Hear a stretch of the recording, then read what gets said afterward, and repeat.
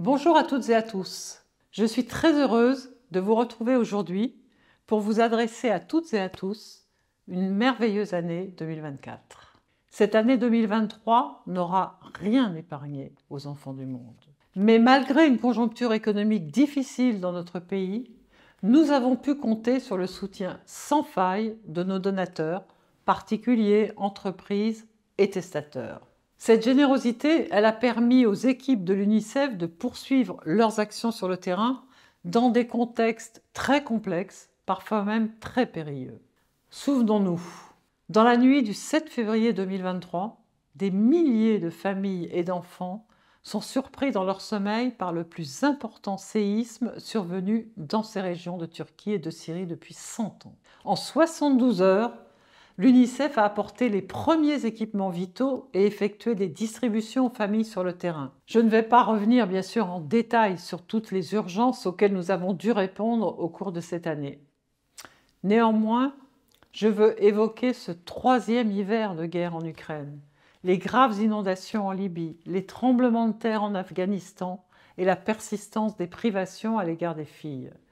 Les enfants affamés de la Corne de l'Afrique, les familles et les enfants déplacés par la guerre civile au Soudan, et bien sûr, les victimes du séisme au Maroc qui ont tout perdu en une seule nuit. Je souhaite maintenant vous parler de l'UNICEF France. Le 30 août, la publication du 5e baromètre Enfants à la rue par la Fédération des acteurs de solidarité et par l'UNICEF et qui a dressé une nouvelle fois un constat totalement alarmant. Le nombre d'enfants sans aucune solution d'hébergement est en augmentation de plus de 20% par rapport à l'année précédente. Autre temps fort de notre année, la publication du rapport « Grandir dans les Outre-mer ». Car pour la première fois, un état des lieux est effectué sur la situation des enfants dans les collectivités territoriales d'outre-mer et aborde l'ensemble des atteintes aux droits de l'enfant. Les inégalités, la pauvreté, les violences intrafamiliales, l'accès à l'éducation ou à la santé. C'est un rapport très ambitieux et exhaustif que nous avons pu remettre au ministre des Outre-mer et de l'Enfance le 4 décembre dernier. Enfin, je veux bien sûr souligner l'immense engagement de tous nos comités territoriaux et de nos milliers de bénévoles qui chaque jour agissent sur le terrain pour faire rayonner nos valeurs en faveur des enfants. Alors franchissons maintenant les portes de 2024, car cette année sera, à n'en pas douter, riche, mais elle s'annonce encore difficile pour des millions d'enfants. Au niveau international, malheureusement, les projections de l'UNICEF nous indiquent que nos équipes devront venir en aide en urgence à 147 millions de personnes, dont 94 millions d'enfants dans 155 pays. Et afin de mener à bien cette ambition, l'UNICEF a lancé un appel de fonds de 9,3 milliards de dollars. Mais cette année 2024 qui s'ouvre, elle est aussi une année anniversaire, car nous fêterons les 60 ans de la création de notre comité national, mais aussi les 35 ans de la Convention internationale des droits de l'enfant. Ce sont deux dates qui nous obligent et que nous devons célébrer comme il se doit.